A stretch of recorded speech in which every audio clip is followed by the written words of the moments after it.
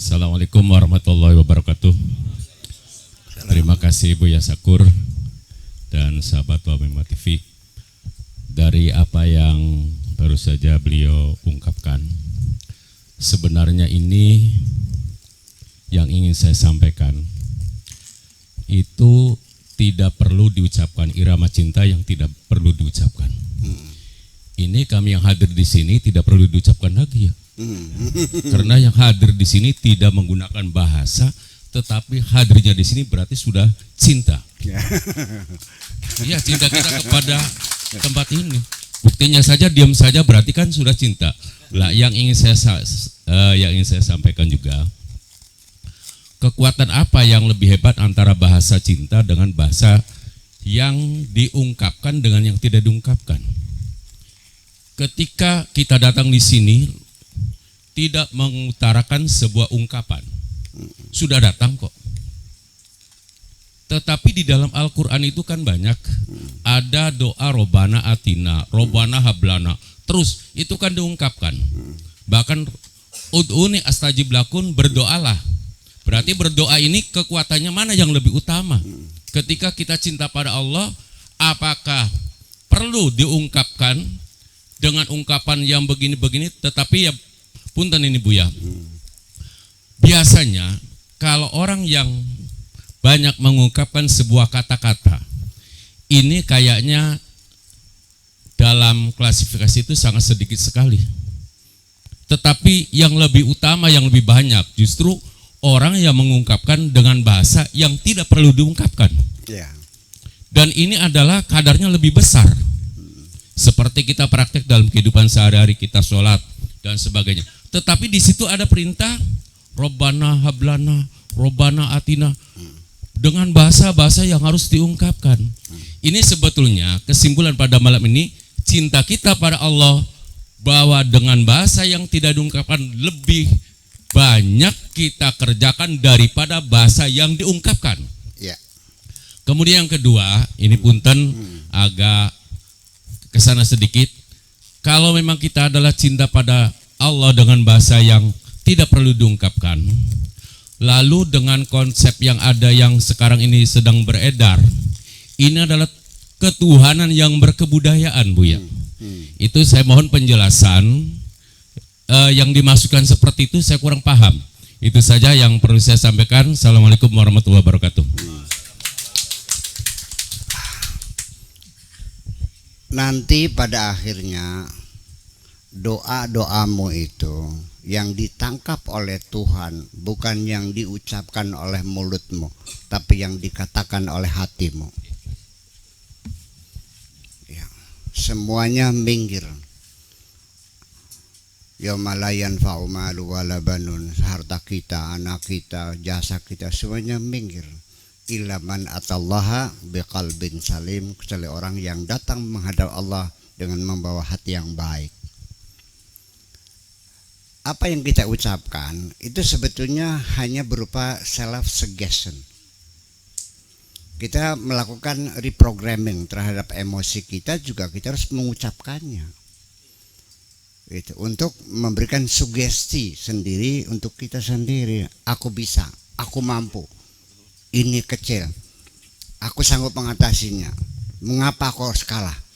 Ya, ini bisa diselesaikan. Ini sangat mudah. Itu perlu mensugesti, perlu ucapkan. Itu sebetulnya doa-doa yang kita ucapkan itu sebetulnya mensugesti diri kita sendiri supaya apa yang dikatakan oleh hati itu terkonfirmasi. Yang didengar oleh Tuhan adalah doa di hatimu itu.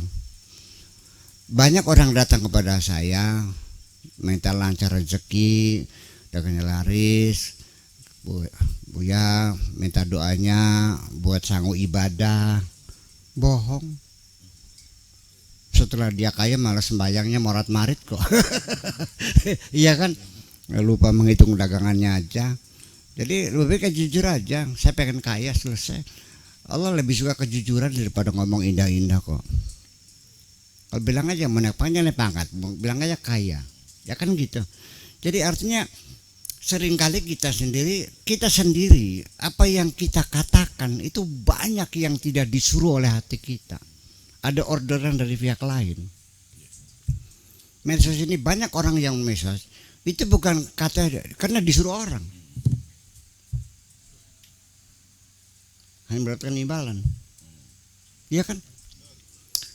Jadi saya tidak selalu percaya apapun yang kau katakan.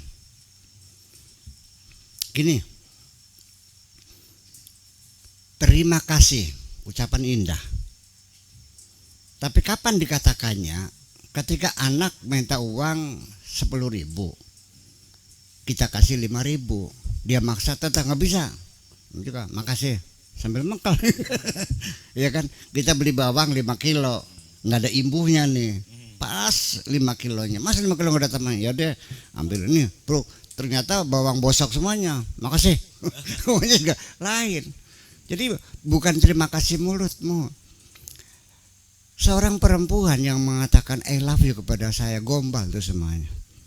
Saya biar aku yang membaca dari lirikan matamu sendiri.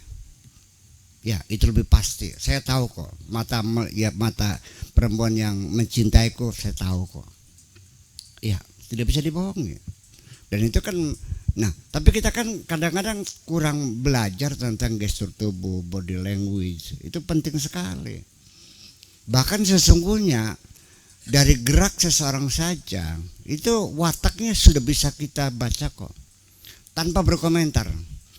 Melihat engkeknya saja, engkek itu namanya bahasa Sunda itu engkek itu, ya, lenggangnya lah, lenggangnya.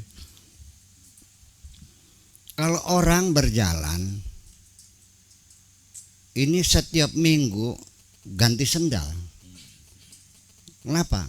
Gropos semuanya karena diseret kasar itu. Kalau dia datang cadang pinggan, ngebul semua cadang pinggannya. Itu wataknya orang tuh nggak bisa diatur, karpet dewek sesuka-suka dia.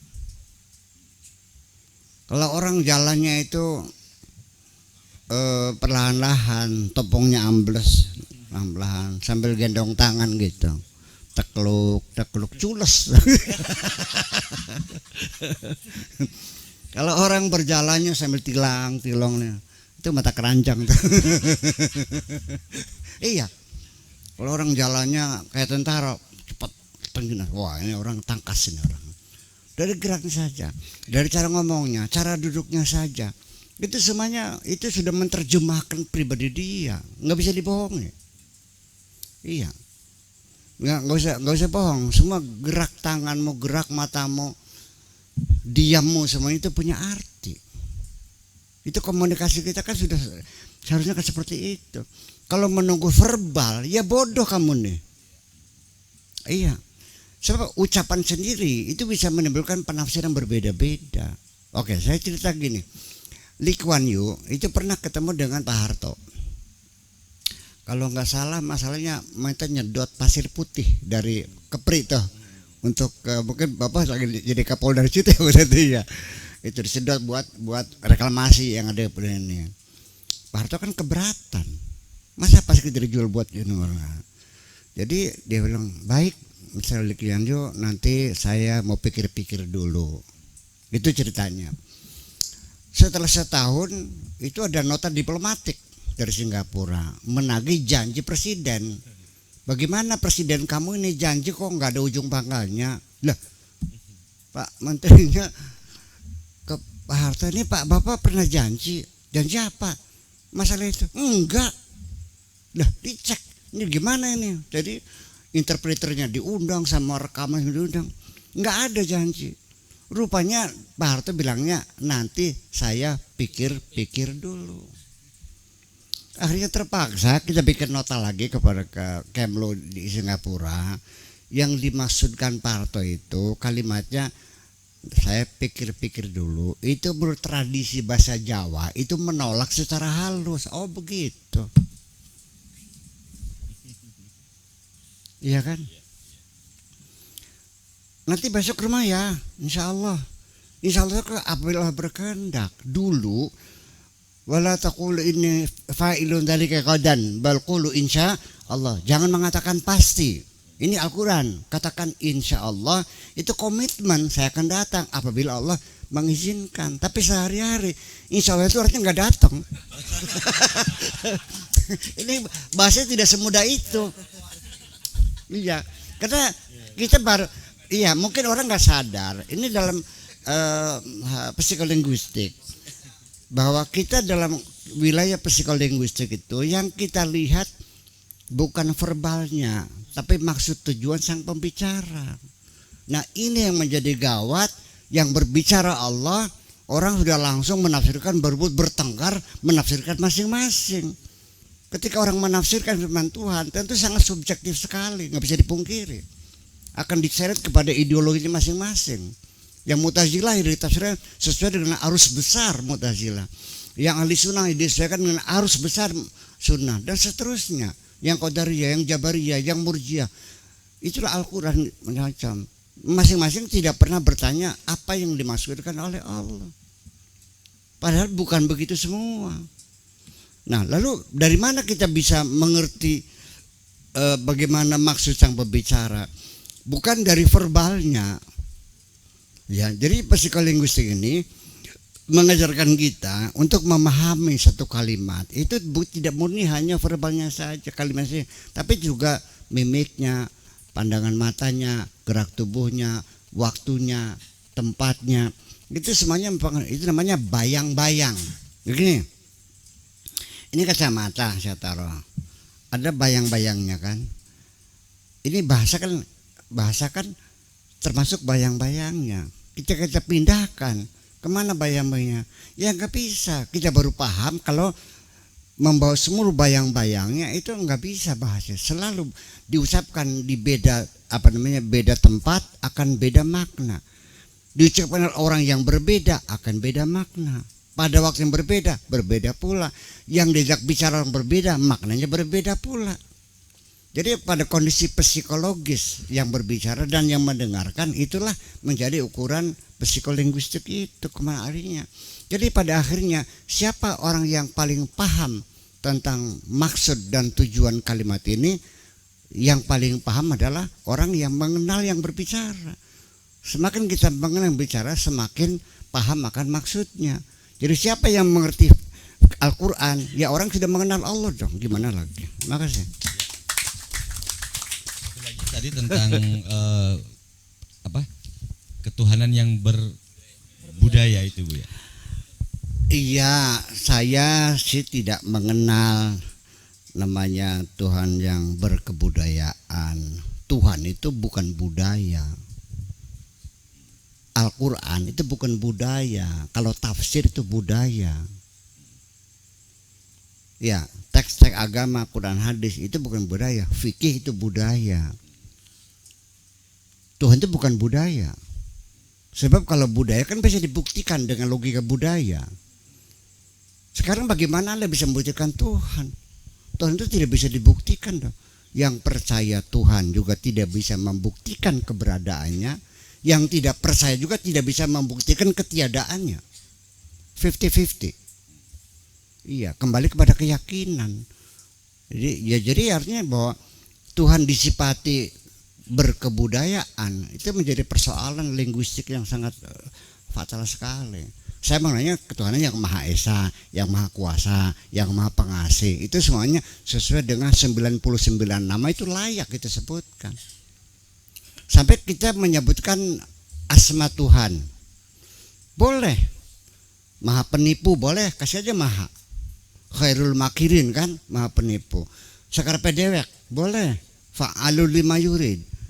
Itu bisa jadi sifat Tuhan, tapi bukan Asmaul Husna. Asmaul Husna itu hanya 99.